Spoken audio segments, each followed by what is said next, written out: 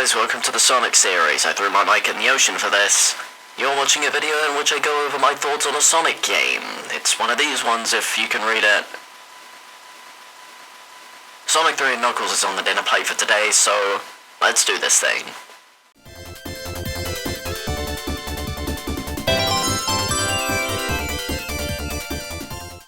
Welcome to the final episode of the series on a 2D classic Sonic title, Sonic 3 and Knuckles. I've intentionally saved this one for last, as it sort of feels like Sonic Team's magnum opus. I know that the term is a bit oversaturated. Whenever the internet finds a new fancy phrase to describe something, they use it until it's boring. Despite that, however, I truly do believe that this game is the most significant, important game to come out of the studio, despite me liking other games in the series more. There is a huge difference between the best and your favourite to me, and this game is absolutely up there as one of the true all-timers the franchise has. As I've described, I do prefer Mania overall, making that game my favourite 2D Sonic, but I wouldn't blame you if this game was yours. There's a lot to love about this entry, and I'll describe to you why that is now. Here's why Sonic 3 and Knuckles is the first true perfection of the 2D Sonic formula.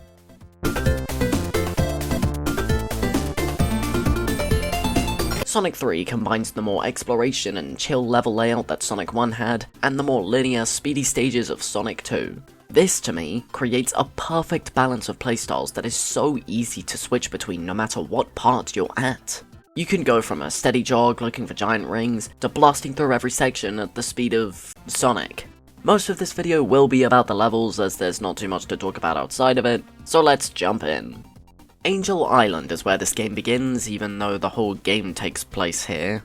Nevertheless, this level gets it. It works as a brilliant introduction to the world of Sonic 3, an insanely fun level to explore and speed through, and anything else in between just knocks it out of the park. One thing I really appreciate about this game are the unique set pieces in various levels that add to the world so much. Angel Island has this moment partway through Act 1 where this machine lights the whole level on fire, completely changing the visuals, and it's so damn cool. I also love how both acts here feel very different gameplay-wise, as Act 1 focuses on making you go higher, and Act 2 focuses on lower ground platforming thanks to the water. Every time I play this level, I discover something new, and that is the mark of something damn awesome. In terms of the bosses, they are decently solid. Act 1's is really easy, you can wail on it until it dies, but Act 2 has a cool set piece of running from this giant airship shooting rockets at you, until the boss really starts. You just need to react to where Robotnik appears in time and you're golden. Not a fan of watching the set piece every time you die, it takes a whole minute, but whatever. Overall, Angel Island is easily one of the best opening zones in the franchise, maybe even the best if my feelings on Palm Tree Panic change at any point. Hydrocity time, baby! I always manage to die immediately on any playthrough of this game, man. Yeah, a lot of what I stated in the Mania review applies here. This zone is so cool. It is greatly enhanced by the use of the new elemental shields, which help out a ton, by the way. The bubble shield gives you better movement in the water, an infinite breath meter, and a useful slam attack that pairs with the layout greatly. The atmosphere is on point, and the sense of scale and speed is almost unparalleled, to be honest. And there's 3D Sonic action in Act 2. I see a lot of similarities to Chemical Plant here, probably thanks to all the water slides echoing that stage's layout, but I vastly prefer this one because it does slow down at points with meaningful platforming and exploration. I don't hate Chemical Plant, it's in the latter half of Sonic 2 stages for me, but it didn't have the sauce that Hydrocity very much has. Boss time! As I implied in the Mania video, I'm not a fan of Act 1's boss here. It just feels kind of awkward and waiting out the vortex thingy is boring. The second boss is a bit better at least, but there is a decent bit of waiting you have to endure between attack opportunities. Well, hey, these bosses do not detract from the fact that Hydrocity is absolutely a top tier stage in the game, maybe in the franchise. I do like Manias more though. I can't be the only one who forgets Marble Garden exists, right? This is very much a hilltop situation for me, as whilst it's not the most memorable stage out there, it's genuinely a lot of fun to blitz through. Exploration could be a bit better, but I really like the new mechanics introduced. These spinning tops that send you at the speed of light on the ground are quite awkward at first, but you get more used to it as the level progresses, eventually reaching some very good moments that are satisfying to perform. The enemy spikes that are secretly springs are always a nice surprise, the way you interact with the environment is creative, and the ending crumbling ceiling set piece is good fun. Act 1's boss is super duper easy again, but Act 2's is really cool. You fly in Tails' hands and have to launch into Robotnik by jumping off, it's super neat. Not anything too crazy, but it's fun. Marble Garden is a zone I wish I thought about more, but let's talk about special stages so we can forget it again. This is the origin of the iconic Blue Spheres minigame, and I adore it. You travel along these checkered tiles, turning all the blue ball spheres into red spheres. Once that's done, you get the emerald, but it's not as simple as that. There are these starry spheres which propel you backwards for a time until you hit another one, and later on these yellow spheres that launch you forward a whole bunch of tiles. These can get surprisingly challenging after a good while, but they're never infuriating as you control when the minigame ends. I always have a great time in these minigames, and always go for Supersonic in this game no matter what. Oh yeah, this game also introduced the best way of reaching these minigames, that being the giant rings you find around the levels by exploring. It's the exact same thing as Mania. It encourages exploration for those who might not have considered it before, and it gives a huge reward for those willing to go the extra mile. We'll talk about this a bit more later on, but yeah, this game really is the GOAT. Oh damn, Marble Garden. Carnival Night feels as if Casino Night truly committed to the bit. It's so cool. It's such an atmospheric level, especially if you use the original game's music. Yeah, Origins changed some songs for this game because of licensing problems with Michael Jackson or something, I don't know the full situation. But the original song is far better than the admittedly decent new composition. It makes the level feel like this twisted carnival created by Robotnik as a way to trick people not in the loop about his evil schemes. I love it. The level itself also lives up to the atmosphere with more unique mechanics than you can shake a stick at. The gravity tubes that carry your momentum, the fiery platforms you have to jump on at certain times to bring higher, the cannons, the balloons, the barrels. The barrels. There's this iconically miserable barrel late into the stage, all because the game doesn't tell you how you're supposed to deal with it. Welcome to the club. All you gotta do is hold up, hold down, hold up, hold down. It's truly a shame the level had to have something like this that may ruin it for people unaware, even if I was aware, but still. Act 1's boss is kinda interesting, working like Breakout, but I don't actually know what the Act 2's boss is, because I got Supersonic by now. Whoops, I'm sure it's nothing too absurd, but anyway, Carnival Night is never a boring time, with so many unique ideas that all work together beautifully. Again, it is a shame that Ice Cap now has a significantly weaker theme, as going from something as drab and unsettling as Carnival Night to the pleasant, cheery vibes of Ice Cap is so damn good. This level may have some of my favourite aesthetics in the game, right along Hydrocity and one coming up later. It's so refreshing seeing such a bright, whimsical aesthetic. I'd love to see more like this. As for the level itself, well, I don't think I'm the biggest fan of the consistent use of looping up and down, but I love all the other mechanics at play. The bungee platforms, moving the ice cubes, and all other ideas are really enjoyable. I wish Act 1 took place in more than just the cave, but Act 2 picks up the slack and then some. I don't think there's enough exploration in general for my taste, however, making this zone one I always enjoy in the moment, but it gets lost amongst the sea of other great levels. Both bosses are fine here. Act 1's can be somewhat annoying if you're impatient, and I did Act 2's before Robotnik can pop out and attack, god damn it. So yeah, really good zone, I just don't think it's for me. Launch Base is the last of 3 levels to get new music for Origins, and I actually have some opinions on this. I like what the new version is going for with its grand, militaristic feeling, but the original does sound a lot better with a more snazzy, exciting beat. Whichever song is playing, however, the level itself feels like what Wing Fortress should have been, honestly. The spinning cylinders are super fun to run around on with 3D Sonic. The spinning platforms are also great fun to use, and there's simply a lot to do here. That's about where my appreciation ends, sadly, as this is probably the most forgettable zone in the game. Its aesthetic, whilst good, is the most grounded of all the levels, which makes it stand out far less. The mechanics don't do anything groundbreaking, even if they are still quite fun. Honestly, the most fun thing about the level is the background. The bosses are decent at least. Well, not the first. That one's really easy even without Supersonic.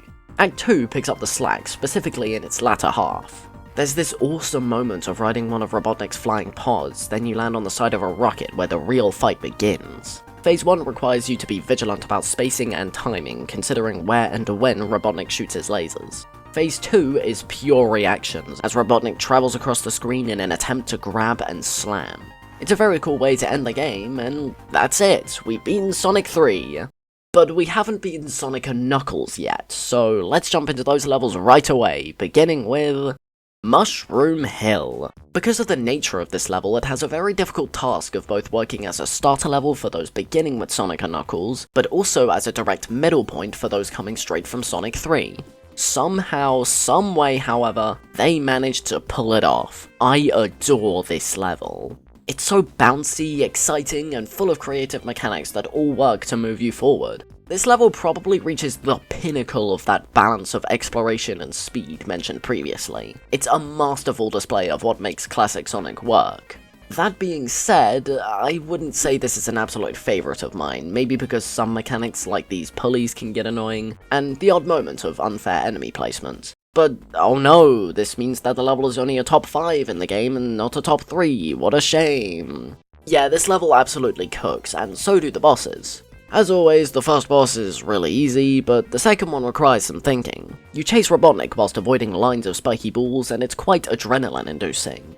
Before we move on, however, there is one more thing I have to mention at this point, and that is that the special stage count is doubled. You place the Chaos Emeralds amongst the Master Emerald to power them up even more, naturally requiring more special stages to get it done. This not only forces you to explore even more, but gets you even better rewards once completed. This is easily the game with the best incentives for stuff like this, as it does feel weird in other games going from a slow pace to So yeah, Mushroom Hill is very understandably one of the best levels in the game, and we've only just begun.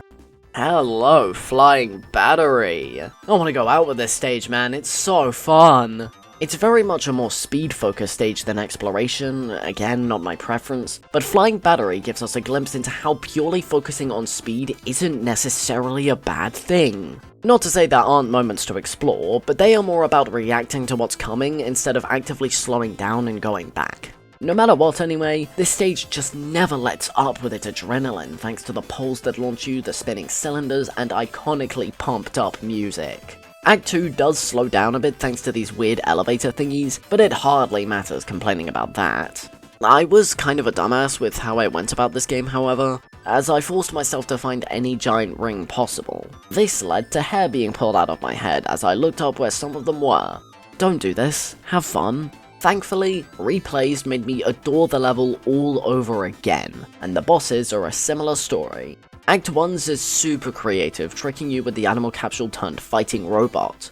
Act 2 has a pretty cool chase segment, followed by a pretty boring fight where you raid around for most of it. Yippee. Yeah, Flying Battery can get it for all I care. Oh boy, Sandopolis. This is the zone from Sonic 3 which takes a slower approach to its design, making it quite a controversial one to go through. I really struggled with this one at first due to similar problems to Flying Battery, but I've actually come around on it a lot, specifically in the first act. The amount of stuff to explore here is something I've dreamt about. It might even be one of my favourite acts in the game now, honestly. I also love the vibe of the scorching desert and these ropes that make you feel like an explorer searching for ancient murals. I love it. Now Act 2, on the other hand, is a bit more rough. It has probably the most drastic shift in aesthetic across a zone, definitely making it more memorable, but the mechanics at play here don't work the greatest. It requires you to pull on these light switches to keep the ghost at bay, and whilst that isn't really a major issue to begin with, it's when it's combined with the timer of these doors and the generally secluded level design that makes everything feel more like a hassle. I still have a good time here on repeat playthroughs, but I can acknowledge its differing style of gameplay could alienate some. Boss 1 is really easy as always, kicking the statue into the pit, and Boss 2 is really the same but without the pit. If you've pushed Sandopolis to the side, I'd recommend giving it another shot. It may surprise you with its depth. I've gushed over Lava Reef before, and it's time to do it again. This is easily one of my favourite classic zones, in both aesthetic and atmosphere, and level design. Like with Mushroom Hill, it's a perfect blend of exploration and speed, but without any annoying gimmicks. I'm always finding new things and experiencing new thrills here, it never fails to excite me. Act 2 doesn't cook as hard with its layout to me, but there's still a ton to see and find, which is a blast. Act 1's boss is very easy as always, but Act 2's does so much. It's a full-on set piece with your platforms being destroyed as you try to progress, then it becomes an intense collection of precise jumps onto small moving pieces of land. Can you tell I had hypersonic here? There's not really anything else to say, honestly. Lava Reef is simply a magnificent stage, signaling the end of your journey brilliantly.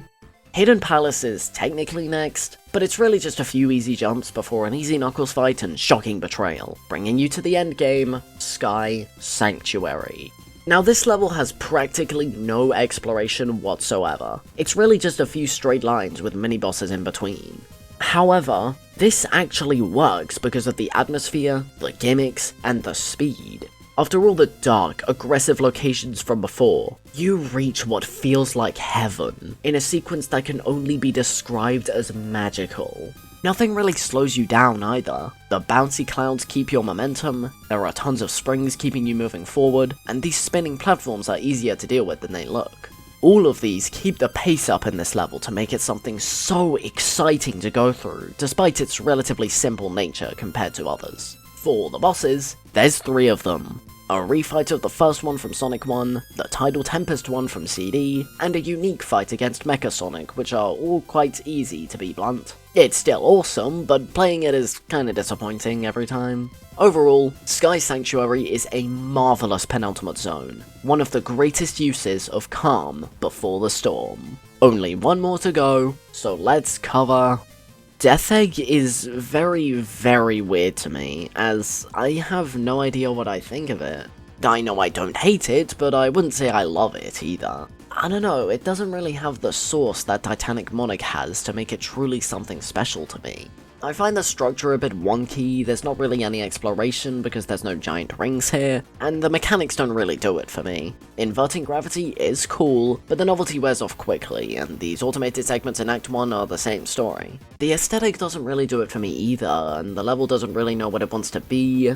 There's simply not a clear vision with this zone in my opinion, which drags it down an unfortunate amount. It's definitely not my least favourite zone in the game, Launch Base probably takes that crown, but it's unfortunately in the bottom half in my opinion.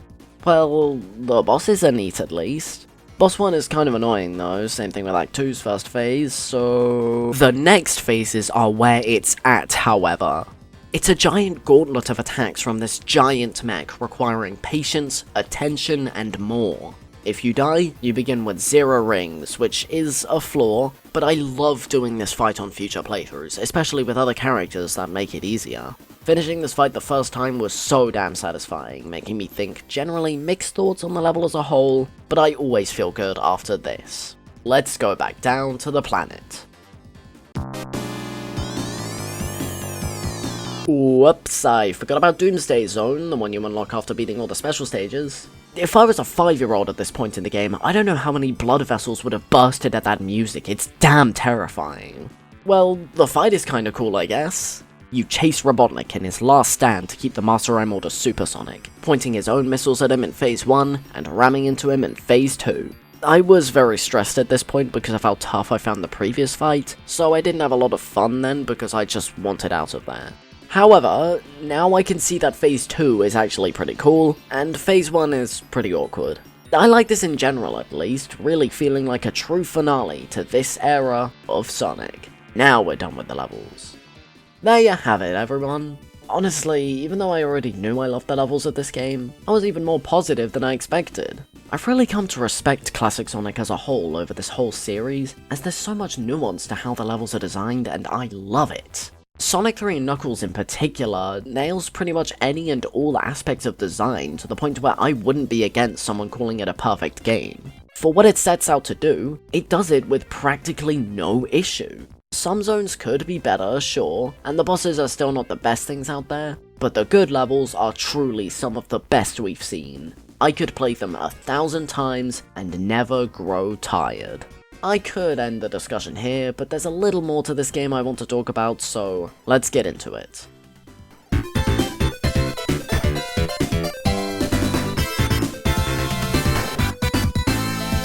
What I think this game does that makes it truly something special is all of the small details and outside elements from the gameplay.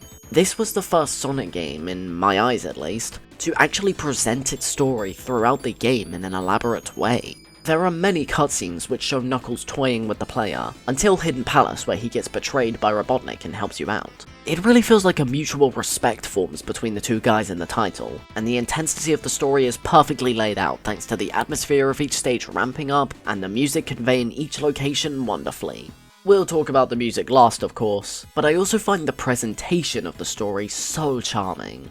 It mainly utilizes in-game sprites without too many unique ones outside of a few instances, yet it still works wonders with this game's overall vibe. I do think that CD has the better story overall, all because of how it shows your progression with saving Little Planet via the Good Future and stuff, but I do acknowledge how this game makes the story more apparent to those who don't pay attention to the more subtle elements. I also love how apparent an evolution in visuals is between each game in the series. Take a look at Sonic's design between Sonics 1, 2, and 3 for instance. Sonic 1's laid a good blueprint for what the design should look like in these games, but there is room for improvement. Sonic 2 doesn't do a lot at first glance, but looking at them side by side, it's clear that the saturation on his blue fur and skin was bumped up a lot. This makes the character stand out more in comparison to the environment, and combines with the generally more saturated colour scheme of Sonic 2 well. The original wasn't bad, of course, it just had some room for improvement. What did Sonic 3 do going forward? Well, take a look at this beauty. The details are far more apparent here, with a shine on his body, his right foot angling towards the camera more, and a visible mouth and smaller eyes. This pairs well with the significantly higher level of detail Sonic 3 has to its name. Look at Green Hill, look at Angel Island, look at Casino Night, look at Carnival Night. Of course, CD is an outlier here, reusing the Sonic 1 Sonic sprite and, in my opinion at least, having the best environmental design of the classics. My point still rings true though. Sonic 2 upped the saturation, and Sonic 3 increased the detail, making it the best looking game of the original trilogy, not including CD of course. Finally, before the music, I love how this game utilizes 3D visuals for its time. I'm sure the special stages and the spinning tubes that appear throughout levels were mind-boggling for their time, and it's easy to get sucked back into the mindset of that era and just be wowed by it. This is another area in which Sonic 3 improves over 2.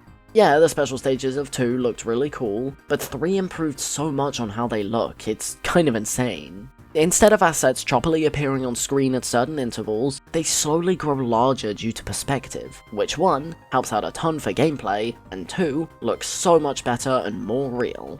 This really is the cherry on top of an already awesome looking game, and combined with everything else, it's no wonder why I think this game is probably the closest to perfection we've ever gotten out of the series. Finally, the music's really good! I already mentioned the whole soundtrack audio before with Origins, so of course we'll be looking at all the original songs here, which all work to create a unique atmosphere and only add to the memorability. Angel Island Act 1 is a cheery, calming tune that fits the more wholesome yet wondrous opening of the game.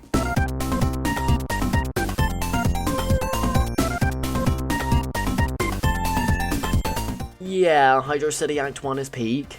All Mania really did was use more real instruments to make it even better, so all my points there apply here.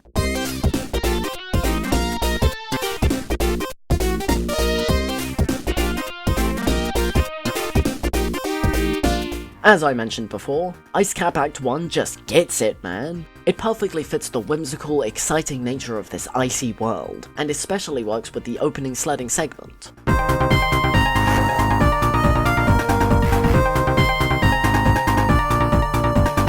The amount of bounciness that emanates from Mushroom Hill Act 1 is something that needs to be studied. I envision those dancing mushrooms every time this song comes on, and start bouncing along with them.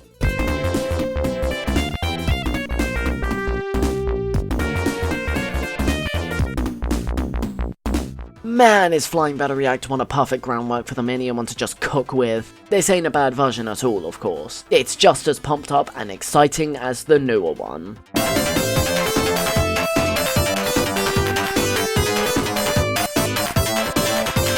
God, I love Lava Reef to death! I have no idea how they made this 40-second loop sound so unbelievably atmospheric and exceptional, but they did it, man! You're truly at the end here, and I can't get enough.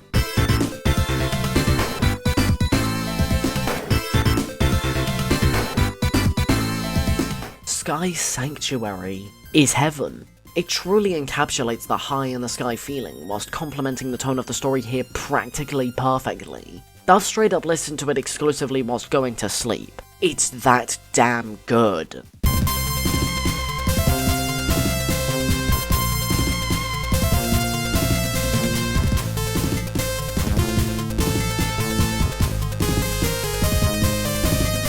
Final Boss is a fantastically intense, wonderfully empowering, and all-around incredible tune I adore. It truly feels like a final stand, much like tons of other boss themes, yes, but this one gets it as much as all those others.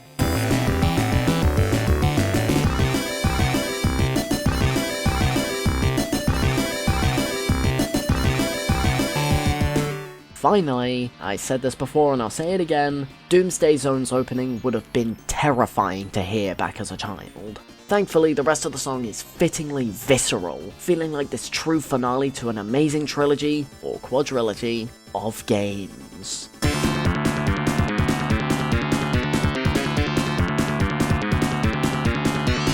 There we go, that's all the songs I wanted to mention about Sonic 3. This is probably the best soundtrack of all the Genesis games, to be blunt, but that does make sense. Sonic 1 and 2's soundtrack were brilliant, but there's so much more here with so much emotion, power, and grandeur that's not present in the others. Plus, Michael Jackson. Buh. Let's end this. I couldn't think of a better game to finish the 2D Sonics with than Sonic 3 and Knuckles. It truly represents Sonic Team at their prime to me, creating two products with complete love and care that combine into one exceptional experience that never gets old to replay. There's a good reason people still consider this entry to be the best Sonic game out there, and it's not even tied to nostalgia. I first played this game this year, and I'm even thinking of doing another playthrough whilst writing this damn script. I seriously prefer this game over basically all the 2D Marios of this era, and I've played them since I was like 5. I'll touch on the relationship there at a later date, so let's just finish up the video. Up next is yet another monumental entry to the series which people consider the best game in it, so stay tuned. I need this thing out in 2 weeks, oh lord. See you then, goodbye.